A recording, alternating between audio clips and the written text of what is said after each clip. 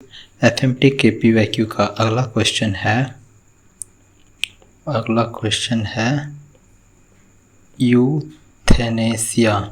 Euthanasia means इच्छा मृत्यु। इच्छा मृत्यु, और इसको मर्सी किलिंग भी बोलते हैं। Mercy killing. तो यू मतलब हो गया गुड, एंड ये ड्राइव हुआ है थैनेटोस। थैनेटोस से, जिसका मतलब होता है डेथ। तो ये दोनों मिलके बन जाते हैं good death, means death for good thing. And इसकी डेफिनेशन की बात कर लें तो ये है deliberate act. Deliberate act of ending the life of A terminally ill patient to relieve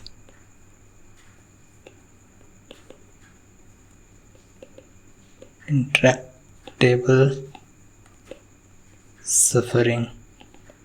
ऐसी सफरिंग जो सही ठीक नहीं हो सकती, मतलब जिसका उपचार नहीं है, उस कंडीशन में हम डेलिबरेटली उसके जीवन को ख़त्म कर देते हैं। एंड ऑफ द लाइफ, जो पेशेंट की टर्मिनली इल है और क्रोनिकली इल, वेरी पेनफुल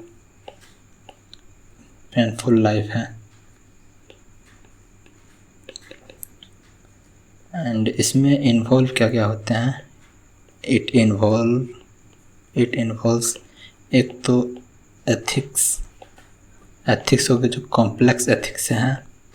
कॉम्प्लेक्स एथिक्स वो मॉरल इन्वॉल्व होगी, लीगल एक्शन इन्वॉल्व होगी, और मेडिकल डायमेंशंस इन्वॉल्व होगी। According to Indian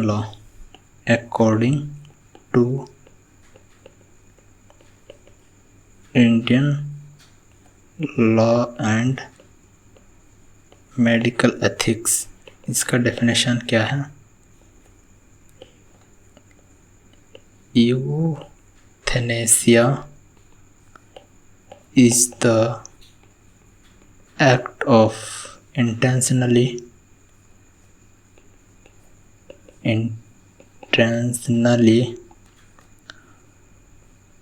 causing the painless death of a person suffering from an incurable and painful disease, either by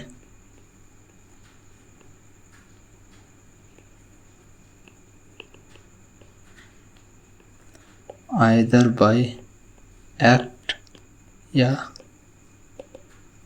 commission और omission. इसमें क्या करेंगे?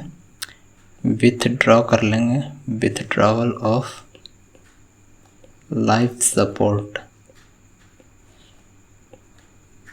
To relieve them from suffering. तो euthanasia क्या है? Act of intentionally causing the patient painless death करेंगे होगा इसमें, जब वो व्यक्ति इनक्यूरेबल हो और उसका पेनफुल डिजीज़ हो उसको। तो इस कंडीशन में हम या तो उसको एक्ट कमीशन, मतलब ऐसे लोग होते हैं जो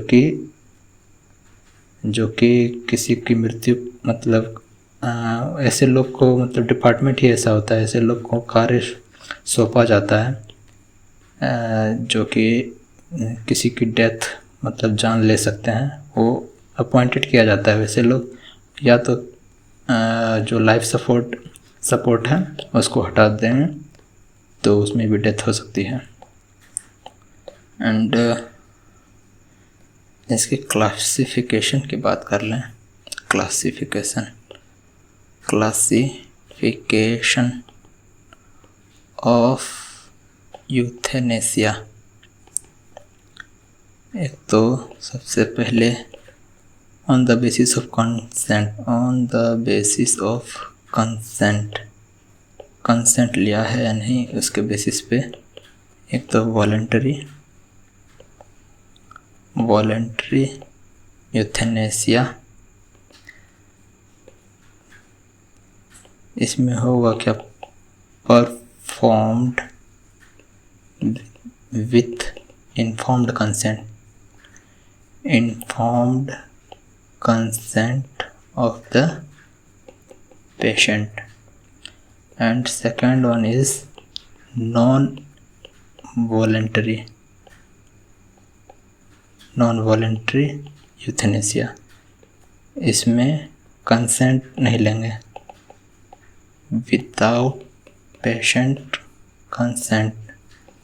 इसका एग्जांपल है जैसे कोई पेशेंट कोमा में है, वो हो गया। And third is involuntary euthanasia, इसमें डन अगेंस्ट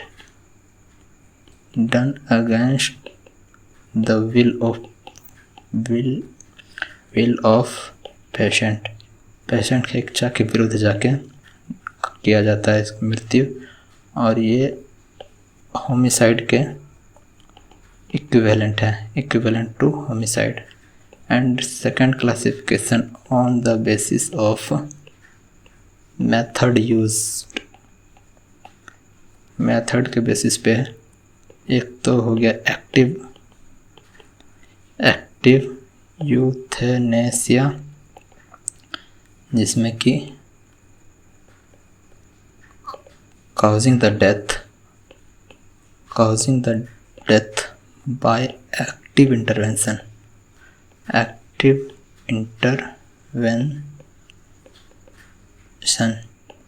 जैसे कि इंजेक्शन दे दिए लीथल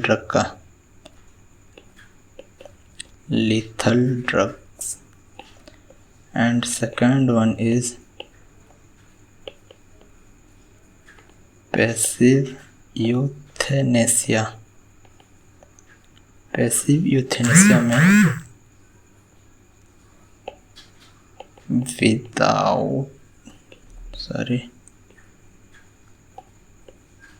पैसिव में होल्ड करेंगे by withholding the life support और with withdrawal of life support, जो कि लाइफ सेविंग ट्रीटमेंट सपोर्ट था, उसी को हटा दिए। जैसे कि example turning of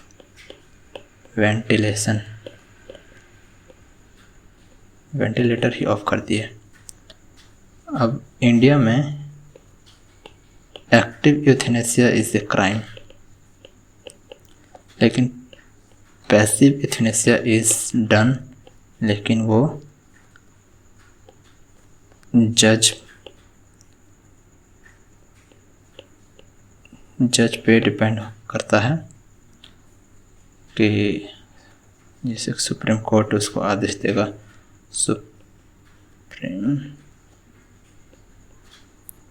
supreme court आदेश देगा और verified bye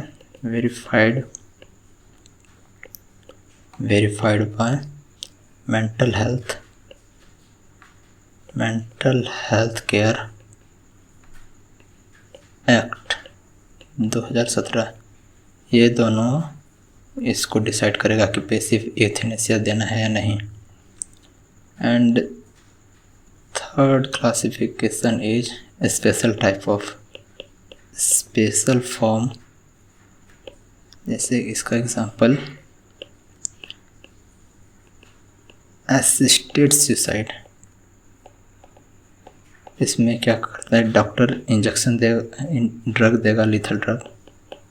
doctors provide lethal drug and patient self inject himself. तो ये हो गया assisted suicide. And second is living will और एडवांस डायरेक्टिव। ये एडवांस में जब वो जिंदा रहता है उस समय उसकी इच्छा पूछ ली जाती है कि वो जिंदा रहना चाहता है या नहीं, इन एडवांस।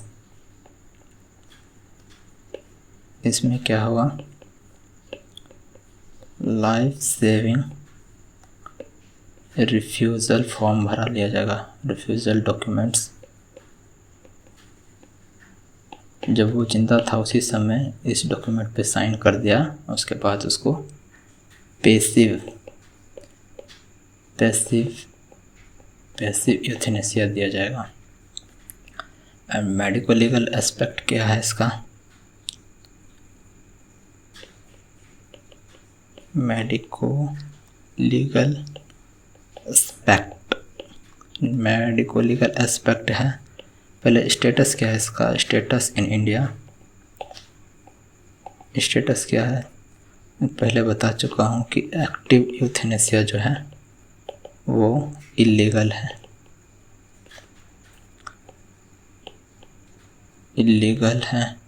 एंड इसको कल्पेबल कैटेगरी में रखते हैं, कल्पेबल होमिसाइड। मतलब इसको अपराध में इंक्लूड किया जाता है। And passive euthanasia is legal under strict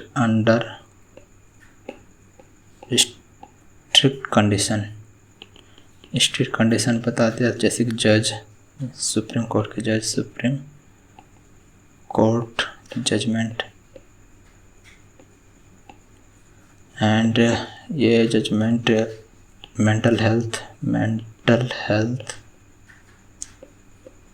care act ये हेल्प करेगा इस जजमेंट में। मेंटल हेल्थ केयर ये कुछ बताएगा उसको कि इसको यूथेनेसिया देना है नहीं, रिकॉग्नाइज करेगा, रिकॉग्नाइजेस कि ये इसका पीड़ा जो है, कष्ट है, इलनेस है, वो टर्मिनल इलनेस है या chronic incurable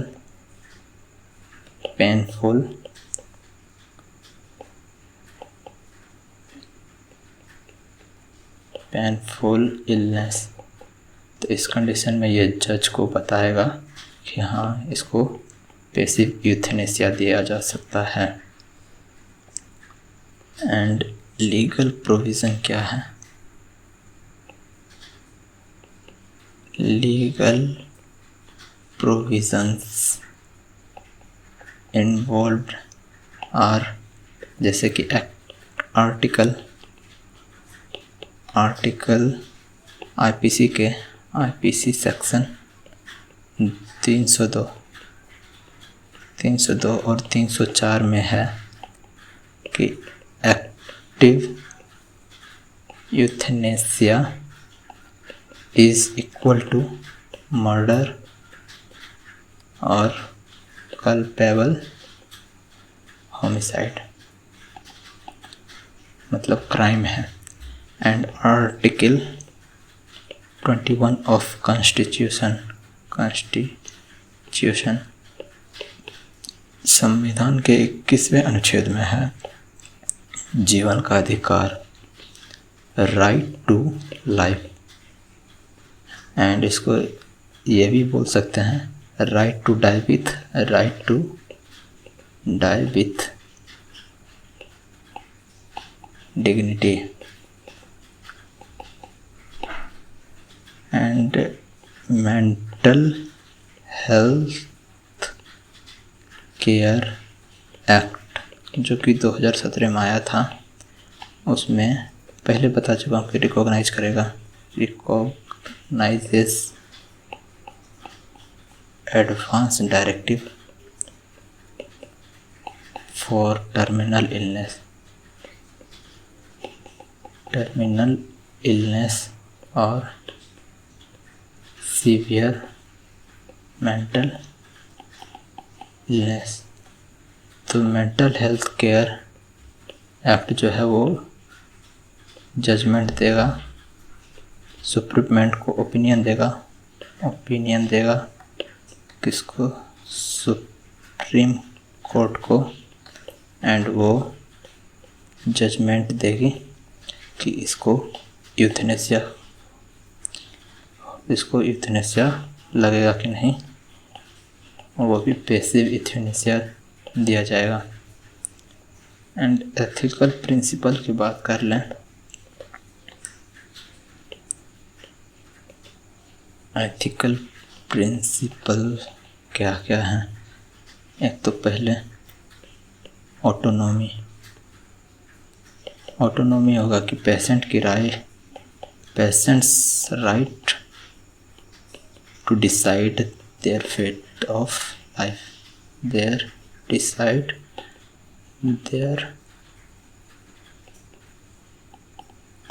fate, and beneficence में है कि act in the interest of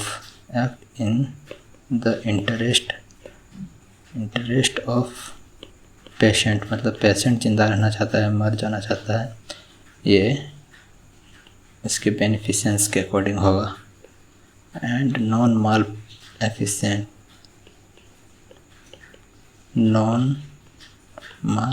efficiency means do no harm, कोई हार्म नहीं करना है। Avoid prolonging suffering. And justice में है कि fairness application of the act, fairness in application and safeguard